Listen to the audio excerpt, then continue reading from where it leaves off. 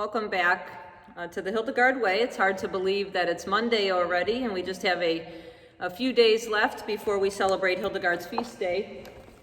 Before I begin, I just want to share this picture that I have. Michael just mentioned we're going to be going to the Rupertsberg today. This is a poster that I picked up when I was in Bingen in 2015. I know it's hard to see on this screen, I apologize. But you can see here, this is what exists today, where these couple of red tunnels are all that really exist of the Rupertsberg. The couple here that are marked are the ones that tourists and pilgrims are allowed to go down into. But this outline here kind of gives you a sense of what may have stood on that property back in Hildegard's time. So I just wanted to show that real quick before we begin. As I said, Thursday is the feast of St. Hildegard. Not everybody is familiar with what a feast day is. A feast day really comes out of the Roman Catholic tradition, and it's a day that a saint is canonized, formally canonized, and it's celebrated in the liturgy. What this means is Rome. For those I understand who are not Catholic, this may not mean much, but I think to understand Hildegard, we kind of have to understand where this language comes from. It means Rome has recognized this person is no longer in a state of purgatory, but is enjoying the celestial realm of heaven, surrounded by all of the angels and saints. So when somebody is canonized a saint, it essentially means Rome has put that person in heaven. To have an official feast day in the Roman Catholic Church, one must not only have received this honor from Rome, but there are generally miracles that are attached to this person. A case is put forward. Sometimes it takes many years. As we know with Hildegard, it took over 900 years for the case to be put forward and accepted by Rome. And usually the date of the feast day corresponds with the date of the person's death. So for St. Hildegard, she died on September 17th in 1179, and so her feast day is on September 17th, which is on Friday. Today, I'm a bit sad. I should be in Germany today with a small group from Fairport Harbor. Our flights were canceled yesterday, as many have been. And so while we're very excited to be celebrating this pilgrimage in this format, I really was looking forward to being in Bingen for this event this year. However, we have rescheduled our trip for next year, and hopefully the COVID will be under control by then. But as we begin this week, I would like to share two stories with you. The first is from Hildegard's Vita. You may be familiar with this. It's her hagiography, or the story of her life. And it includes, the miracles that she performed, the experience that she had building the Rupertsberg, moving out of Bodenberg. But it also includes, and this is what I'd like to share with you today, a miracle that occurred at her death. So this is a miracle that was recorded on September 17th, 1179. Her hagiographer wrote, "When the Blessed Mother had devoutly waged war for the Lord with many difficult struggles, she felt the weariness of this present life and daily yearned to be dissolved and to be with Christ. God then graciously heeded her longing, as it had been her wish by the spirit of prophecy revealed to her in the end. She had labored in illness for some time, when in the 82nd year of her life, on the 15th day before the Kalends of October, which is September 17th, she departed with a happy passage to her heavenly spouse. Her daughters, to whom she had been all joy and solace, wept bitterly as they took part in her funeral rites for their beloved mother.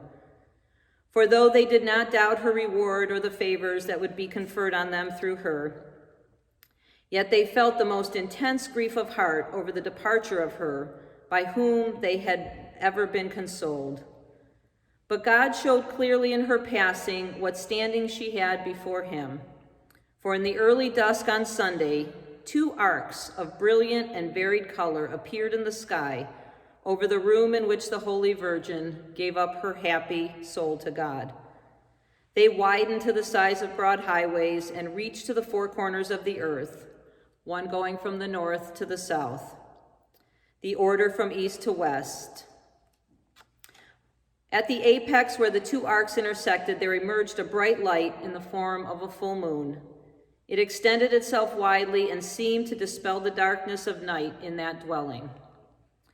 Within this light, a glowing red cross became visible, at first small, but later increasing to an immense size. The signs in the sky witnessed by St. Hildegard's sisters are what we might call a divine message. We are inundated with these messages and signs along our life journey. Synchronicities, as Carl Jung described them, or God moments that guide us along on our path. The second story I would like to share is of this cross here, taken by a friend of mine, an award-winning author in Canada. He calls it the Hildegard cross. You can see the cross of light here above the water. I was drawn to it because it reminded me of the story we just heard from Hildegard's Vita, but his story surrounding it is profound as well. I've invited David to share a few words with us as we begin on our encounter this morning with St. Hildegard of Bingen. This is entitled My Hildegard Story from David Dupuy. To all of you on this virtual Hildegard Way, I send greetings from Ontario, Canada. Thank you to Reverend Shanon for allowing me to share some of my own very unlikely but powerful Hildegard experience with all of you. For almost 40 years, I had intermittently been writing a historical fiction story about a boy destined to be the last pope at the end of time, at the hour of Armageddon. This storyline had always intrigued me, but life, work, raising a family, and other writing projects and volunteer efforts seemed to always get in the way and continually pushed my story aside. As a reader, a writer, and a Catholic, I wanted to write a great historical fiction tale based on the Catholic Church. I was always intrigued by the papacy and fanatically kept scrapbooks of the popes since the death of Pope John Paul I in 1978. They now number 23 scrapbooks. Why I did this, I don't really know, except I can only assume it was preparing me to write this story. In 2016, at the urging of my children, Tanis and Jordan, I became serious about this project. I researched seers, as I knew my story needed an angle, a visionary, or a person who saw the future and the end times. Researching visionaries such as Nostradamus and St. Malachi, other saints, even Fatima and the Three Secrets, I came across Hildegard of Bingen from the 12th century. The more I read about her, the more I was intrigued by her life and pulled in by her visions and prophetic apocalyptic scenes. She would be the catalyst for my modern day story. After a restless night tossing and turning, truly wondering if this Hildegard angle was the right one for my novel, the morning of December 4th, 2016 dawned. I woke early to take my daily sunrise picture in front of my house on Gregorian Bay, which I post regularly on my David Dupuy Facebook page. As the day started dawning and getting lighter that clear morning, I walked out on my deck overlooking the bay. It was going to be another beauty. As the sun rose right in front of me over the horizon, it dissected some clouds and a flaming cross appeared. I thought I was dreaming. St. Hildegard's cross, I called it as I gazed upon it. This phenomenon lasted 8 minutes. It looked like a flaming cross and was so bright I couldn't even look at it directly. I took over 40 photos from different angles on my deck, the beach, from the back of my house. It was my answer, my sign that the Hildegard decision was the right one. An answer from heaven, an answer from Hildegard herself. If I hadn't had the pictures as proof, I would have thought I was going crazy. On that morning, my modern-day papal end time story was born. These years later, my one book has now grown into a 6-book series, and like Hildegard, it has taken on a life of its own. Inspired by her and her sign, like her fellow sisters experienced the day she died on September 17th, 1179. Like many of you, I think she and I have a deep soul connection. It has been a joy to share a piece of my Hildegard story with you. Enjoy the rest of your pilgrimage with her, and prayers from Canada, an unlikely stop along the Hildegard Way. From a fellow pilgrim, David Dupuy. David's books and the cross that I just showed you can be purchased through the Green Shepherdess gift shop where we visited yesterday. They're also available on Amazon. What I was really touched by with David's image is just the very diverse ways Hildegard reaches out and touches each one of us. And I believe it's truly a testament to her spirit that's rising in so many different formats along our pilgrimage way today. And so as we prepare to go to the Rupertsberg, we pray. As we prepare to head out on our pilgrimage today, we open our minds and our hearts to the signs that we will inevitably encounter along our way.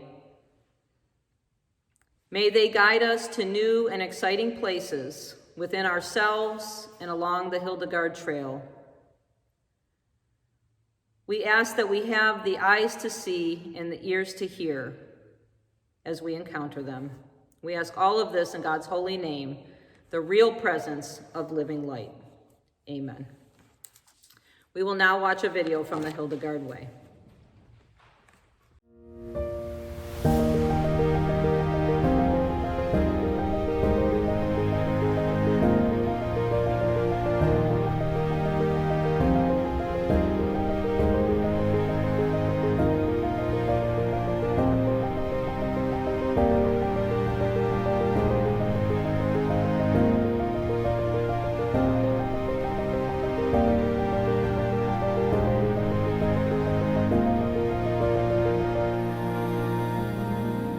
Join us now on the Hildegard Way to Bingen.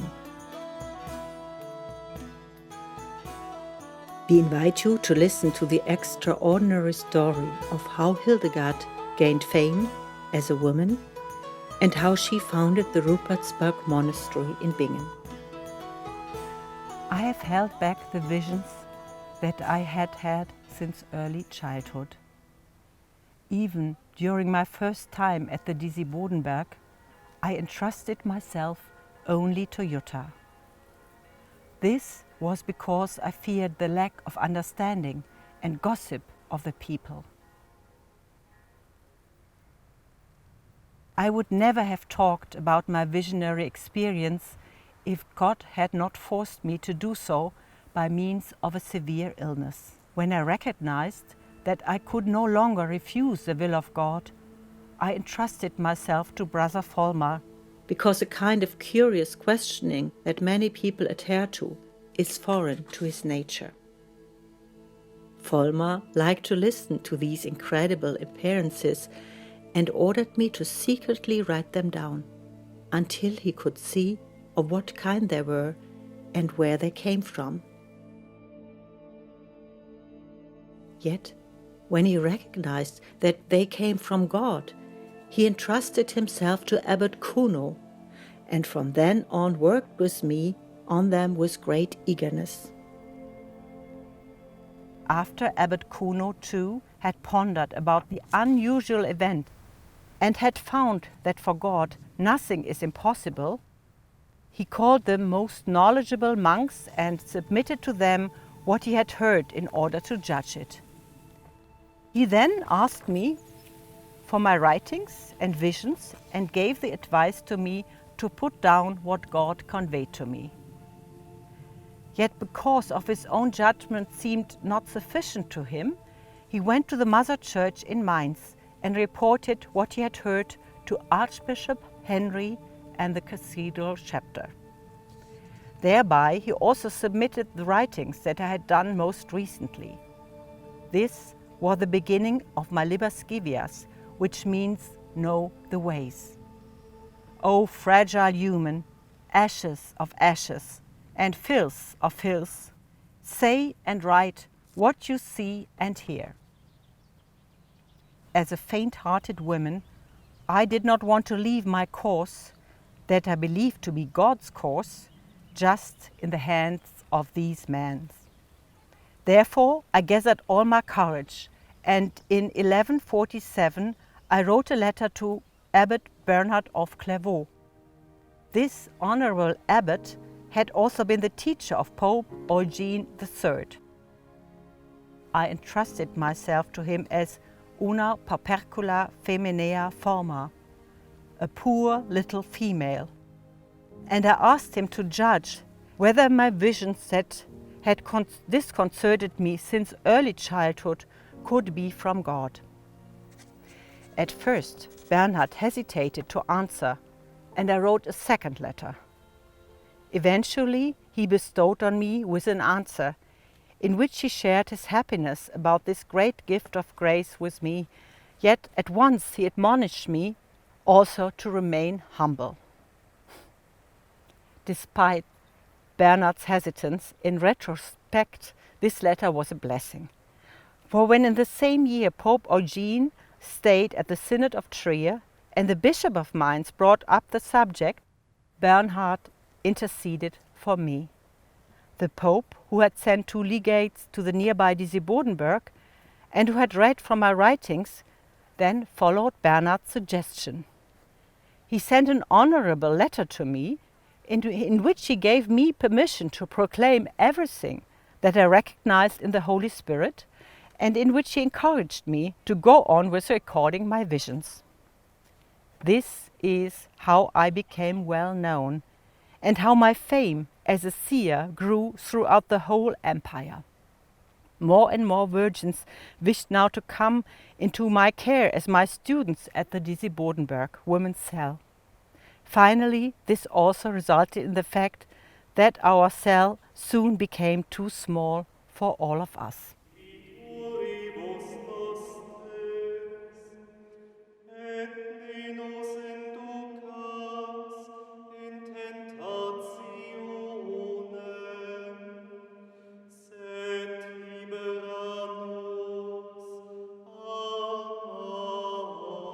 Anno Domini 1150, when I was 52 years old, of age, and therefore already an old woman, I moved with 19 of my sisters to the Rupertsberg in Bingen in order to establish there a women's convent according to the rule of Saint Benedict.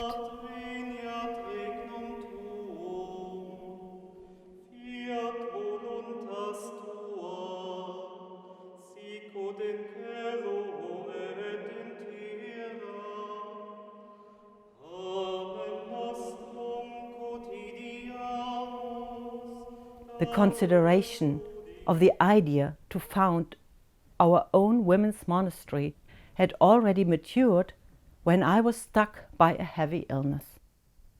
It was then that God taught me in a vision that our women's cell should be removed from the place where I was consecrated to God, the monastery of St. Disibod. And the Holy Ghost then showed me the site where the river Nahe flows into the river Rhine. That is a hill that earlier had been named for the confessor Rupertus as a site for our new convent. Of course, I also knew that this site would be in the center of the empire, where ships with goods from faraway countries were transported on the river, and where visitors from all over the world could reach us. Still, the monastery developed splendidly.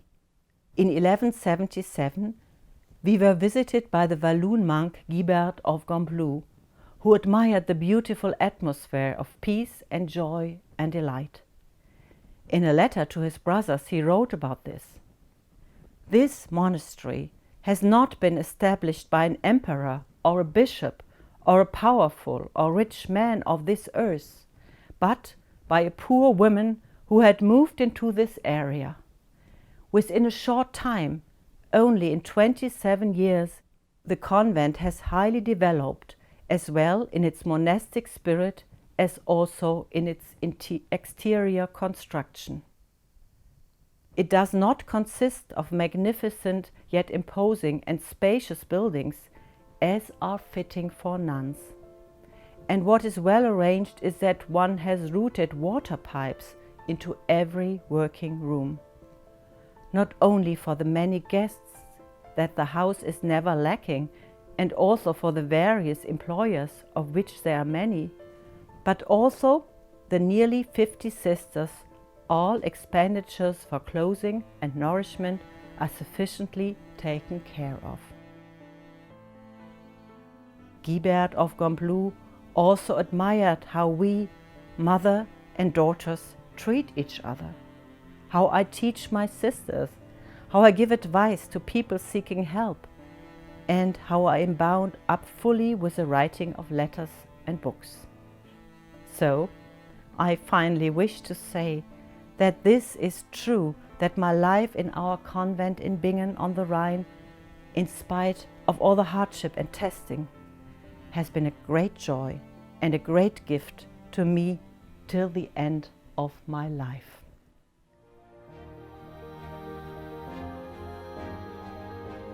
The city of Bingen has set up its own Hildegard Way. You are invited to walk through the town from the Rupertsberg to the Rochusberg.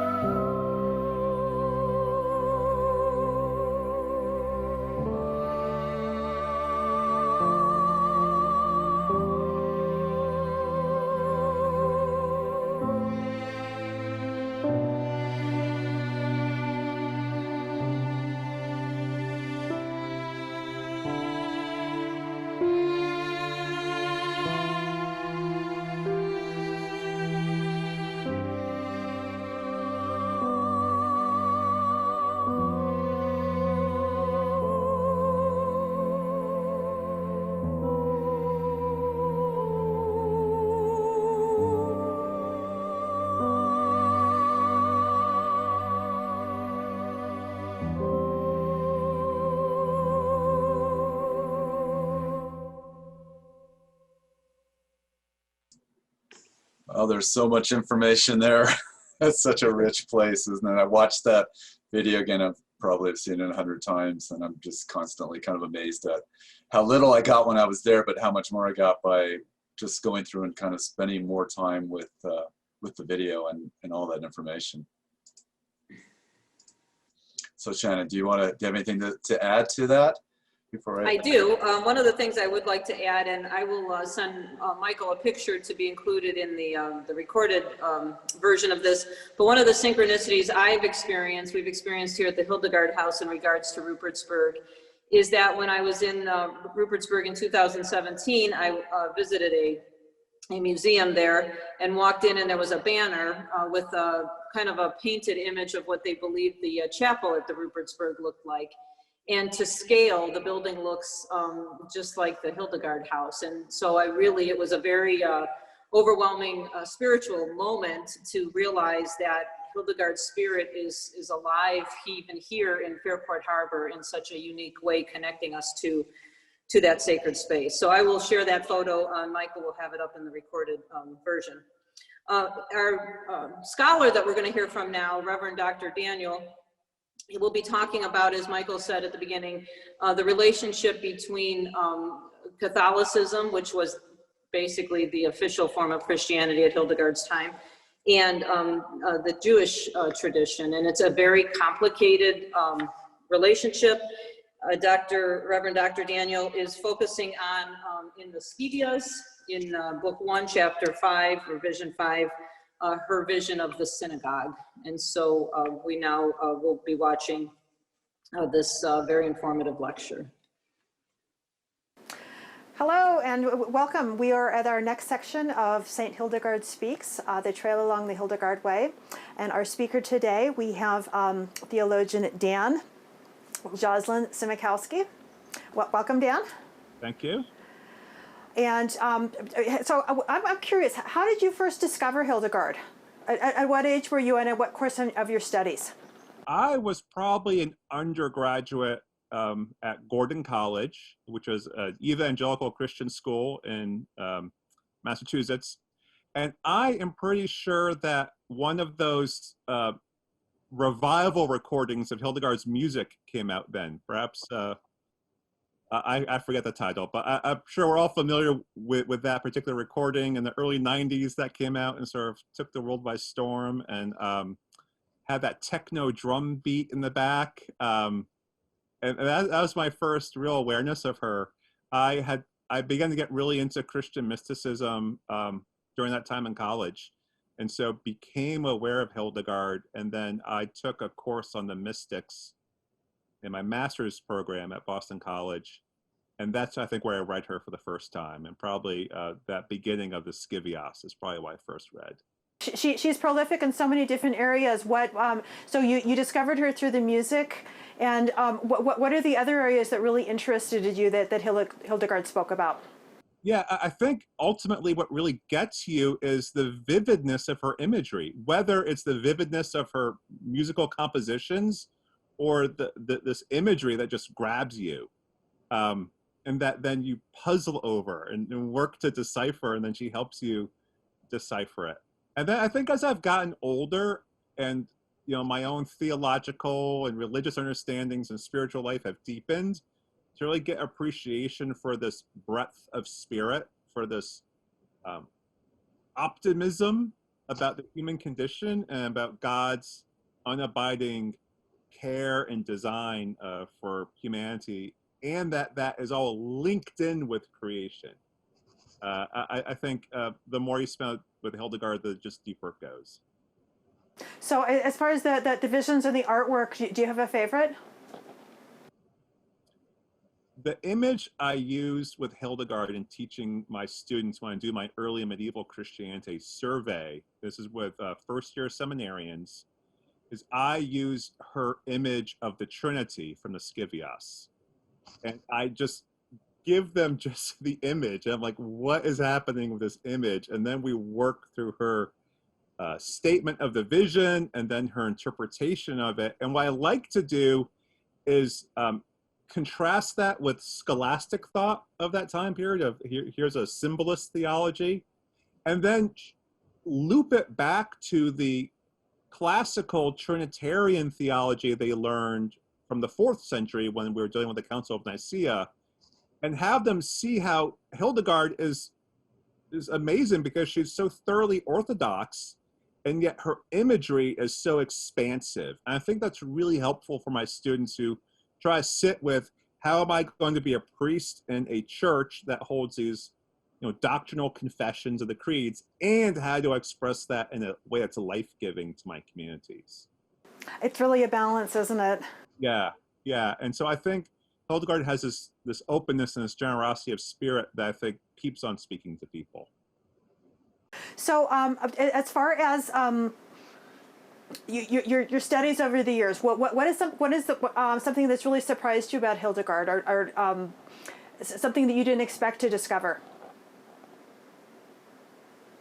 The thing that interested me was something that Beverly Kinsley opened me up to, which was Hildegard the preacher. And I had never encountered the mere fact of female preaching in the Christian Middle Ages.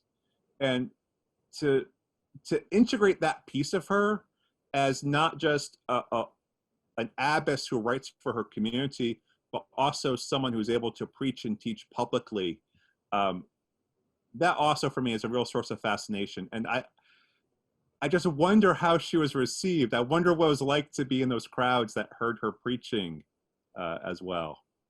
So I know that you have a longer presentation that you prepared for today, and we'd love to go ahead and experience that with you now. Great. So I'm going to be speaking about the vision Hildegard has of the synagogue. This is in Book 1, Vision 5 of the Scivias. This vision of the synagogue is part of the cosmology that forms the basis for Hildegard's unfolding plan of salvation. And I think it helps set up this transition from book 1 to book 2. Like with most of what Hildegard does in the Scivias, she's setting up these sorts of typologies. So the synagogue here is a woman who's set up as a type for the church, the ecclesia. This is a very common typology in medieval Christianity. The synagogue and the church are both mothers, the mother of the Jewish people or the mother of the Christian people on the part of the church. Hildegard sets forth this vision of the synagogue as a woman who is blind and desolate. You can take a look at this image yourself if you'd like. She's described as standing before the altar of God, but also at a distance or removed from it. And then she's also gazing over towards the beauty of the church. And then Hildegard describes the synagogue as holding within her all the great figures of the Old Testament.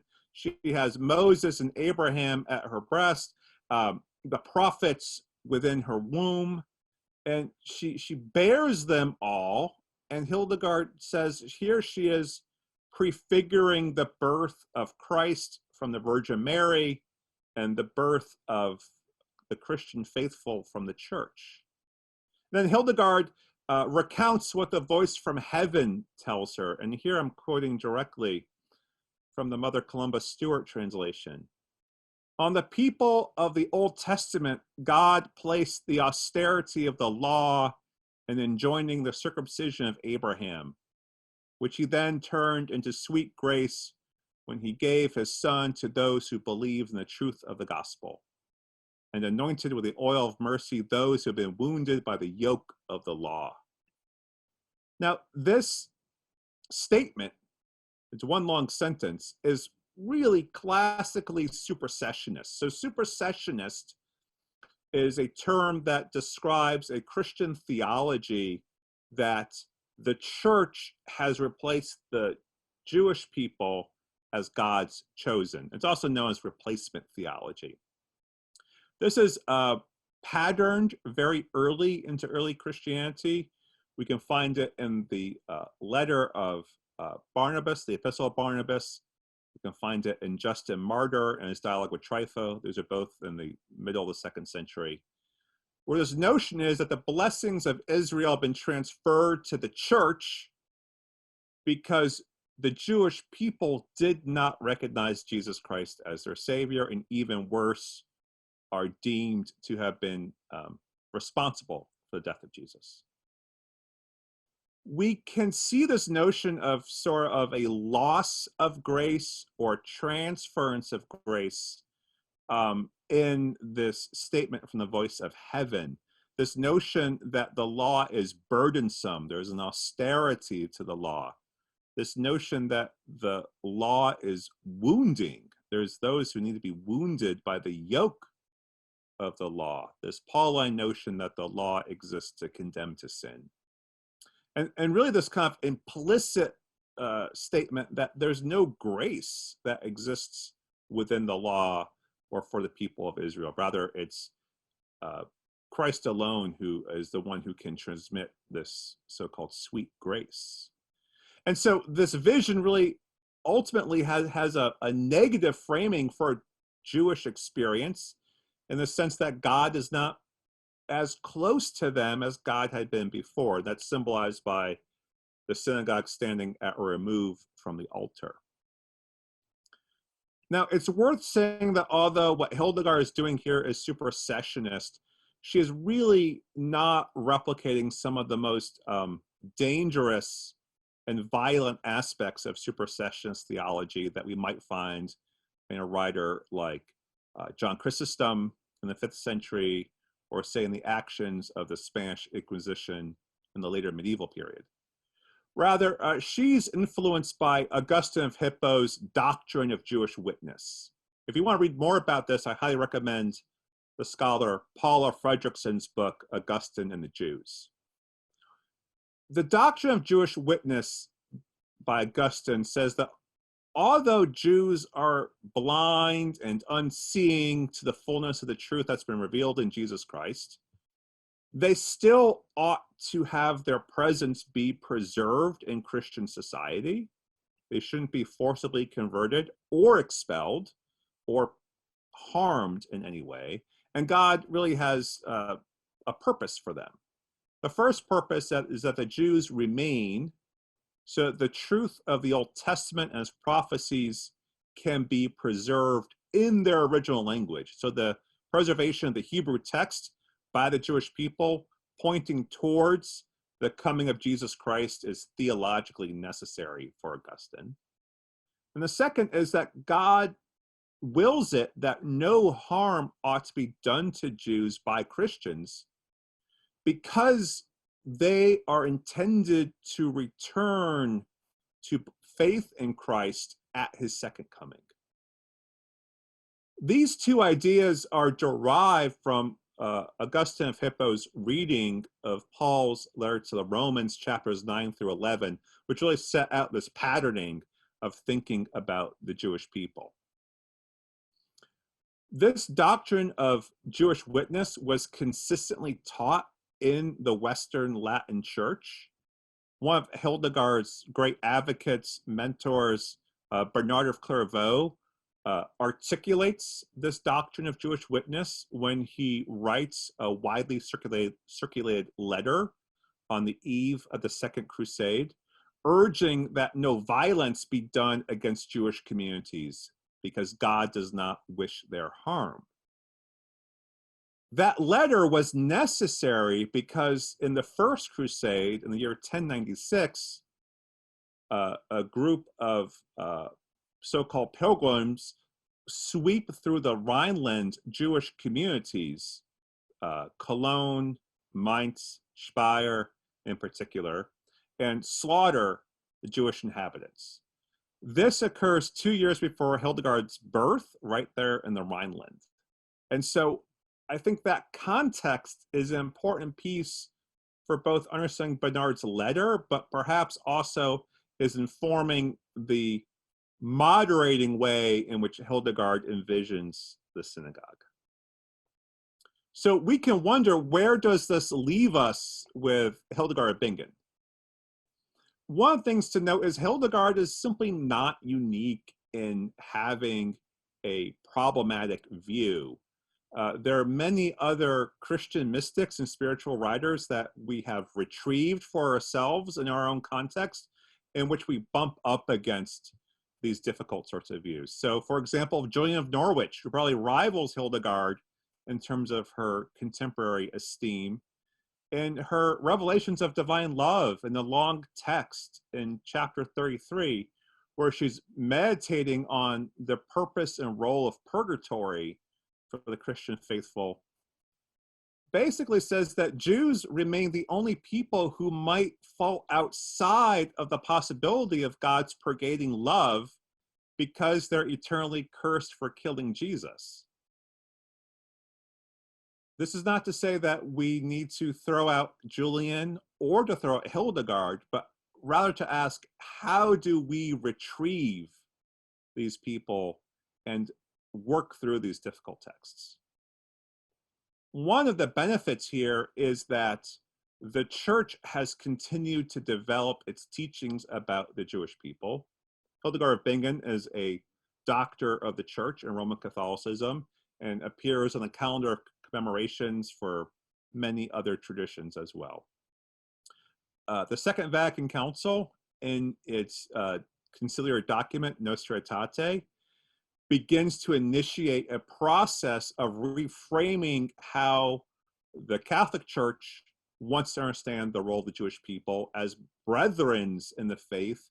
And this kicks off a process of papal teaching, which is still continuing through the papacies of John Paul II, Benedict XVI, and now Pope Francis I, to further refine the positive role Jews have in God's salvific will, and to continue to lessen theological hostility towards them, and instead open up the possibility that their ongoing covenanted life with God remains a grace-filled one.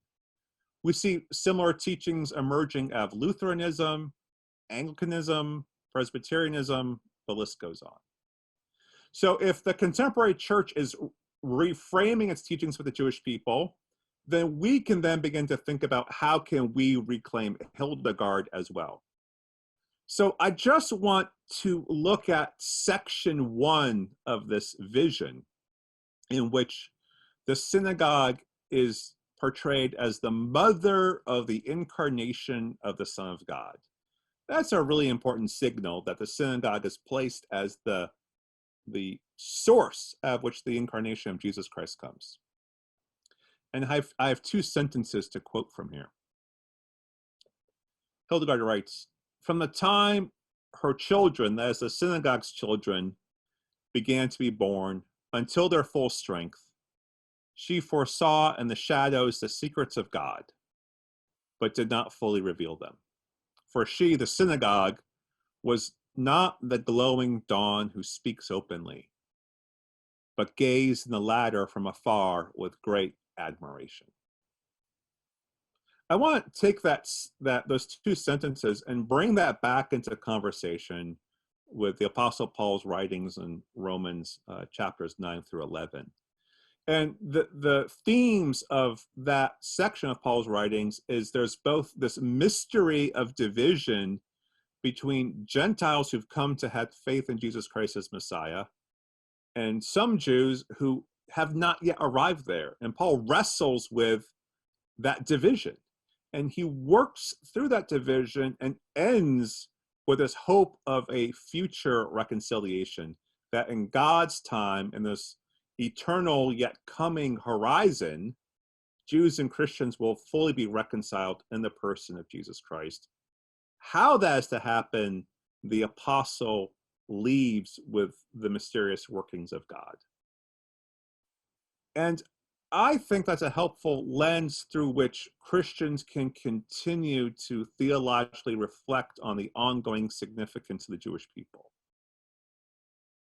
So what would it mean to read Hildegard, not with the sense that maybe we initially would have with reading these sentences, with a sense of Hildegard's pity or a sense of loss or regret about the synagogue and the Jewish people, but rather an anticipation of what might yet come?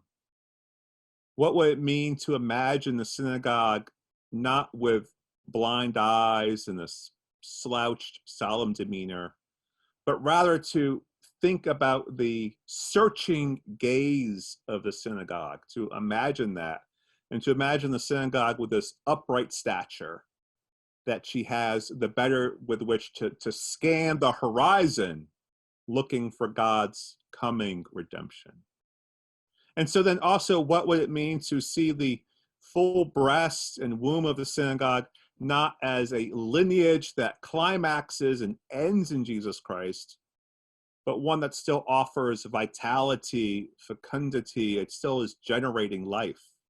And so what if then we imagine the synagogue, the Jewish people, not as forlorn or removed from God's life, but as an ongoing community of grace? So I would suggest that if the church can begin to arrive at a new dawn and understanding the ongoing graced life of the synagogue, how might we also imagine this within Hildegard's own cosmic vision of God's ever-renewing embrace of humanity and of creation? I hope those are some helpful reflection points for you all around this passage from Hildegard. I think it's difficult to go ahead and I mean, Hildegard was very much a product of her time, and to look at it through the eyes of today and try to reconcile that is a little difficult sometimes, and that's an interesting way of looking at it. Yeah, it's really helpful to, if we're going to retrieve Hildegard as a theologian of the church, that also means we then must put her into an ongoing dialogue with the continuing and developing theology of the church as well. Because it is progressing. I mean, especially since with Benedict and Francis, it seems like it has been progressing quite a lot. Absolutely. So I know that with some of the other pilgrimage materials, with this tableau, there's been other reflections that other scholars have done around this particular image. And I think retrieving Hildegard is also about asking what can Hildegard say to us? And how does Hildegard provoke us to further theological reflections? And then I think it's fun to think, well, how would Hildegard engage us today in this conversation also? I think should be right there with this discussion. I agree with you, definitely. Are there any final thoughts you'd like to leave us with? You know, I'm just really pleased to be part of this. Hildegard has been such a blessing in my life that I hope this work continues to bless other people. Well, thank you so much. We really appreciate your participation. Thank you so much for joining us today. We hope to see you along the next section of Hildegard Speaks, the trail along the Hildegard Way. Thank you very much. All right, thank you. That was great. And I just really appreciate everybody who's been joining us every day and making this come alive, and all the academics who have provided their short talks, but most importantly, the pilgrims who have been going with us each day, showing up at noon Eastern time and hearing from Shanon, watching one of the Hildegard Speaks videos with Annette Esser, and then joining us with the short talk, and then finally with the breakout rooms. And so we are moving towards Thursday, the feast day, and I will be releasing tickets later today through Eventbrite, so that if you have friends and family that want to just join us for that day, there'll be a special price for that. And then I'm going to set up something so that if people want to actually go and outside of this group, if they want to go and watch the other 12 hours of content that we've generated over the 12 days, that'll be also available too, moving into the future. So Shannon, I'll pass it back to you to kind of give us the final thoughts. Okay. Yeah, that was excellent. I think one of the things I was thinking about as I listened to Reverend Dr. Dan and all of the scholars that we've heard so far this week is just how profound each piece of Hildegard's writings and work is. And I think even just taking this one vision from, book one, vision 5, you could develop an entire course of study just surrounding that one vision. And just the depth, I think, is just, as I mentioned early on, maybe it was the first couple of days, Hildegard's been rediscovered, if you will, in the last half a century, but I think it's going to take us many, many more years to really just unpack just the magnitude of her genius. So as we break into our breakout rooms for today, would ask you to, consider if you have any questions that have come to mind, especially today's presentation, any questions regarding the Rupertsberg, regarding Reverend Dan's presentation, or anything that's been kind of sitting with you, especially after you maybe had the weekend to think about it. We did mention, and I'm going to mention this each day now until we get to Thursday. As I said at the beginning, the term feast day has a formal understanding in a liturgical sense, but it's also a very common gathering of celebration. And so we will be ending our week not only on her formal feast day, but with a feast. And so we want to keep planting those seeds for you to start thinking about maybe an item that you'd like to bring to celebrate our communal feast on September 17th here in our Zoom room. But as we break out into our rooms, just maybe take a moment to think about any questions you might have, or any clarifications you might need, or if you have had any of your own divine signs or synchronicities that you'd like to share. I know Michael shared that he had one yesterday while he was out in the park, and those are those moments I really believe that we need to pay closer attention to.